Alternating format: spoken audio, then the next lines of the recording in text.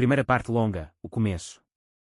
Era uma tarde nublada de outono em Amsterdã, e a cidade parecia coberta por uma fina camada de melancolia. No meio da Praça Dam, entre turistas, artistas de rua e o cheiro de ovos recém-feitos, os caminhos de Elodie, uma jovem francesa apaixonada por fotografia, e Luca, um italiano que havia se mudado para os Países Baixos para trabalhar com arquitetura sustentável, finalmente se cruzaram. Elodie estava tentando capturar o reflexo das nuvens na água com sua velha câmera analógica, quando acidentalmente esbarrou em Luca. A câmera quase caiu no chão, mas ele a pegou no ar com reflexos rápidos. Desculpa. Eu estava distraída, disse ela, envergonhada. Ainda bem que eu estava atento. Essa câmara parece importante, respondeu ele com um sorriso leve, notando os adesivos nostálgicos e os arranhões que contavam histórias. Foi assim, de forma simples e sem roteiro, que tudo começou. Nos dias que seguiram, os dois se encontraram mais vezes. Primeiro por acaso, depois de propósito. Caminhavam pelas ruas estreitas de Jordan, comiam panquecas ao ar livre e conversavam sobre tudo, desde a arte renascentista até a melhor forma de preparar café. Elodie adorava como Luca via o mundo com detalhes, e ele se encantava com a forma como ela falava de emoções como se fossem cores. Com o tempo, tornaram-se inseparáveis. Alugaram juntos um pequeno apartamento em Tepisbe, onde plantaram manjericão na janela e penduraram suas fotos favoritas nas paredes. As manhãs começavam com música francesa no rádio e os fins de tarde terminavam com vinhos baratos e discussões sobre filmes antigos. O amor deles era leve, mas profundo. Não daqueles que explodem de uma vez, mas que crescem com cada café dividido, cada silêncio confortável, cada olhar de compreensão. Não tinham pressa. Apenas estavam. Durante quase 2 anos, viveram assim, tranquilos, cúmplices, apaixonados. Planejavam viajar para o sul da França, conhecer os pais um do outro, talvez abrir juntos um café-livraria. O mundo parecia aberto, cheio de possibilidades. Mas foi justamente quando tudo parecia estável e perfeito que a vida começou a mostrar sua face mais dura. Segunda parte longa, a notícia que mudou tudo. Era uma manhã comum de terça-feira. O sol entrava pela janela, iluminando a pequena cozinha onde Elodie preparava café enquanto Luca lia as mensagens no celular. Eles riram de uma piada boba e falaram sobre como o fim de semana seria bom para uma viagem rápida até Bruges. Mas naquela mesma tarde, Elodie ligou para Luca do consultório médico. A voz dela tremia. Luca, você pode vir até aqui. Disse baixinho. Ele saiu correndo do trabalho, sem pensar 2 vezes. Quando chegou, Elodie estava sentada em uma cadeira branca, com os olhos perdidos e os dedos trêmulos. Ela olhou para ele, tentou sorrir, mas os olhos já estavam cheios de lágrimas. É câncer, no seio esquerdo, sussurrou. Eles disseram que é grave, mas que é tratamento. Por alguns segundos, o mundo pareceu parar. Luca sentiu um peso no peito, como se alguém tivesse apertado seu coração com as mãos. Mas ele não disse nada dramático, não gritou, não fugiu. Apenas sentou ao lado dela, segurou sua mão e disse: A gente vai enfrentar isso juntos. Eu prometo. Começaram os exames, os médicos, os hospitais. O cheiro de álcool, as salas frias, os olhares cansados. Elodie perdeu o brilho nos olhos, perdeu os cabelos, perdeu forças. Às vezes, chorava sozinha no banheiro para que Luca não visse. Às vezes, sorria para ele só para não preocupar. Mas Luca via tudo. Ele enxergava a dor, mesmo por trás dos sorrisos falsos. E nunca saiu do lado dela. Cancelou projetos, adiou planos, mudou turnos no trabalho. Ele aprendeu a cozinhar comidas leves, cuidava das medicações, levava flores pequenas depois de cada quimioterapia. Mesmo nos dias em que Elodie gritava de dor ou dizia que não aguentava mais, ele apenas dizia: Aguenta só mais um pouco, meu amor. Eu tô aqui. As pessoas diziam que ele era forte. Mas ele não se achava forte. Ele só amava. Amava Elodie com todo o seu coração. E sabia que ela faria o mesmo por ele, se os papéis fossem trocados. Depois de meses difíceis, finalmente uma pequena boa notícia: o tumor estava diminuindo. Ainda não era uma vitória, mas já era um respiro.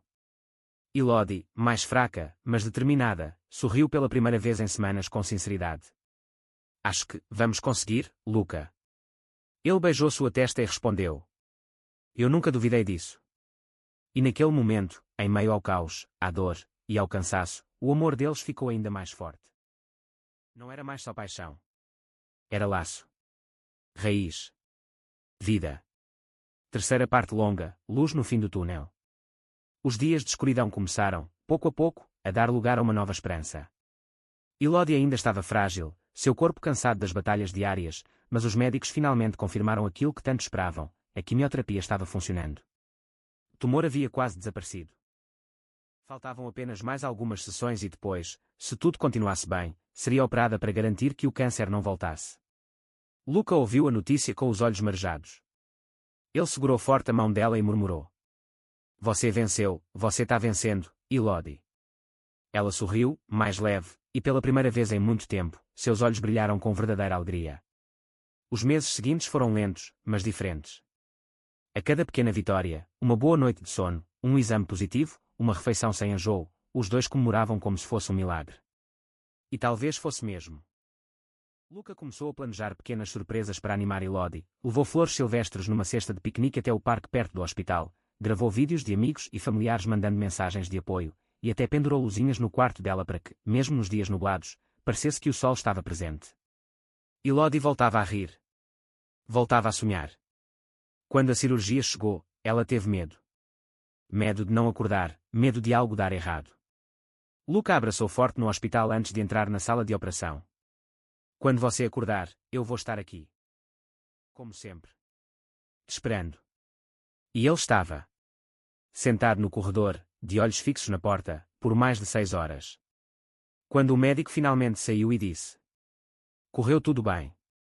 Ela está fora de perigo. Luca chorou. Mas agora de alívio.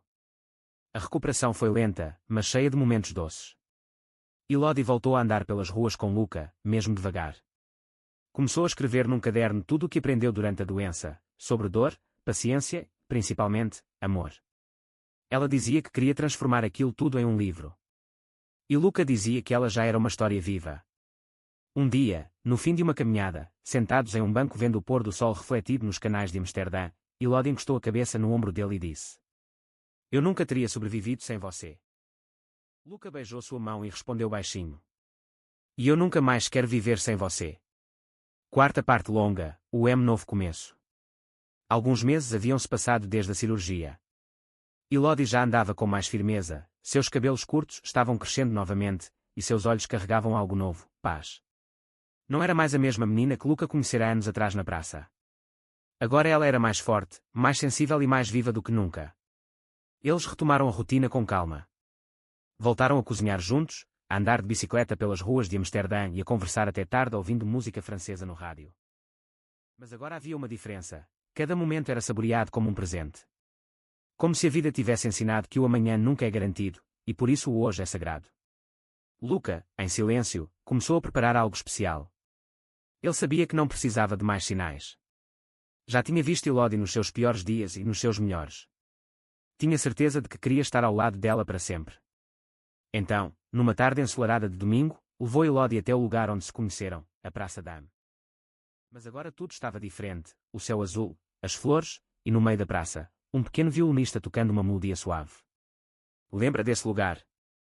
Luca perguntou, segurando sua mão. Claro. Foi aqui que quase deixei minha câmara cair, e ganhei o amor da minha vida no lugar dela, disse ela com um sorriso calmo. Foi então que ele se ajoelhou, tirou uma pequena caixinha do bolso e abriu. Dentro, um anel simples, com uma pedra azul clara, da mesma cor dos olhos dela. Elodie, depois de tudo que vivemos, eu só posso te dizer uma coisa: quero envelhecer ao seu lado. Você aceita casar comigo? Ela tapou a boca com as mãos, lágrimas caindo sem parar. Não disse uma palavra.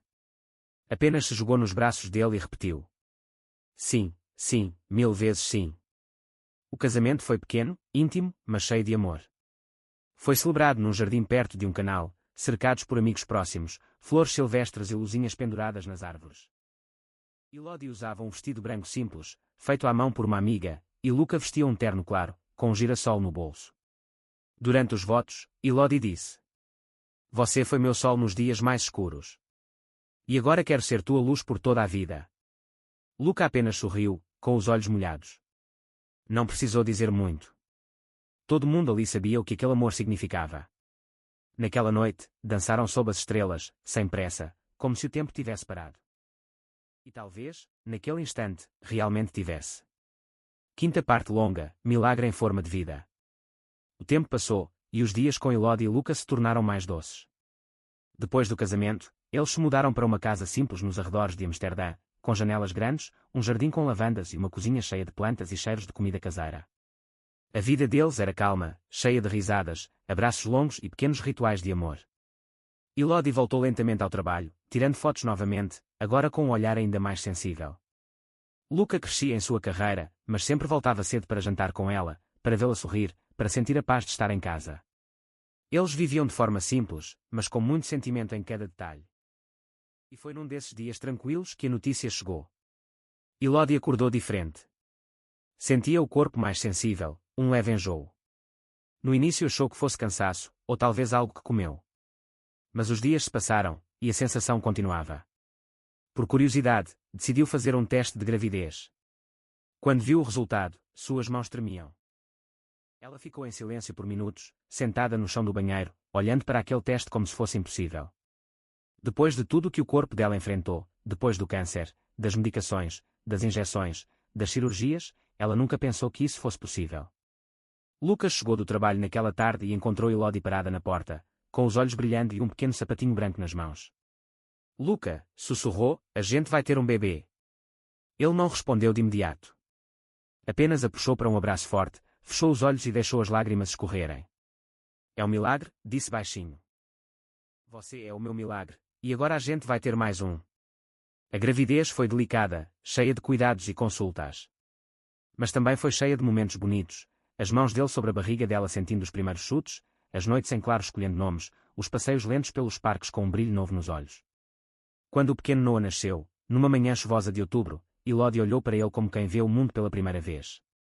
Você é a prova de que tudo valeu a pena, disse ela, com voz trêmula, segurando o filho nos braços. Luca estava ao lado, chorando em silêncio. Ele beijou a testa dela, depois a do bebê, e sussurrou. Agora somos 3. E eu nunca fui tão feliz. O pequeno Noah crescia rodeado de amor. Os primeiros passos dele foram dados no mesmo jardim onde Elodie fotografava flores, e as primeiras palavras vieram enquanto Luca montava brinquedos no chão da sala. A casa se encheu de risos, de brinquedos espalhados, de cheiros de mingau e sons de música infantil. Mas também se encheu de mais vida. Mais do que nunca, Elodie e Luca sabiam o valor de cada segundo. Tinham enfrentado o pior juntos. Agora, estavam vivendo o melhor. Sexta parte, para sempre, aqui. Os anos passaram com a mesma suavidade de uma canção antiga. Noah cresceu rodeado de amor, sempre vendo o brilho nos olhos dos pais quando ele corria pelo jardim, desenhava nas paredes ou fazia perguntas curiosas sobre o mundo.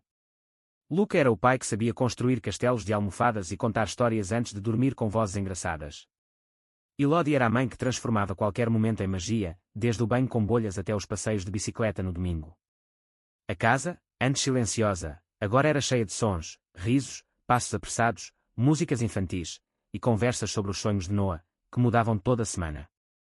Um dia queria ser astronauta, no outro queria plantar árvores. Os dois apoiavam tudo, sorrindo, sempre juntos. Certa noite, depois de colocar Noah na cama, Elodie e Luca ficaram no sofá, como tantas vezes antes. A luz era baixa, o chá estava quente, e o silêncio entre eles era confortável. Elodie apoiou a cabeça no ombro dele e falou. Sabe, às vezes eu ainda penso que tudo isso podia não ter acontecido. Que eu podia não estar aqui. Que você podia ter ido embora. Luca segurou sua mão, com calma. Mas você está aqui. Nós estamos aqui. E eu nunca pensei em ir embora, nem por um segundo. Ela sorriu, fechou os olhos e sussurrou. Você me salvou, Luca. De todas as formas que alguém pode ser salvo. E você me ensinou o que é amar sem medo, ele respondeu. Naquela noite, sob o som da chuva suave caindo no telhado, eles adormeceram abraçados, em paz. Anos depois, quando Noah já era um rapaz, ele encontrou uma velha caixa no sótão. Dentro, estavam cartas de Luca para Elodie, fotos da época da doença, um teste de gravidez guardado com delicadeza e um caderno com a capa gasta. Era o diário de Elodie. Noah passou horas lendo aquelas palavras cheias de dor, força e amor. Lá estava a história de 2 jovens que enfrentaram o impossível, lado a lado. E ao final do caderno, uma única frase escrita em letras trêmulas. Se um dia meu filho ler isso, quero que ele saiba, o amor salvou minha vida. E assim, a história de Elodie e Luca não terminou. Ela continuou viva nas memórias, nas fotos, nas palavras e, principalmente, no coração de Noah. Porque histórias assim nunca acabam. elas apenas viram raízes profundas em outras vidas. E o amor deles, simples e imenso, seguiu existindo, como o vento que passa pelas janelas abertas de uma casa onde sempre há luz, sempre há risos, e sempre há amor. Fim.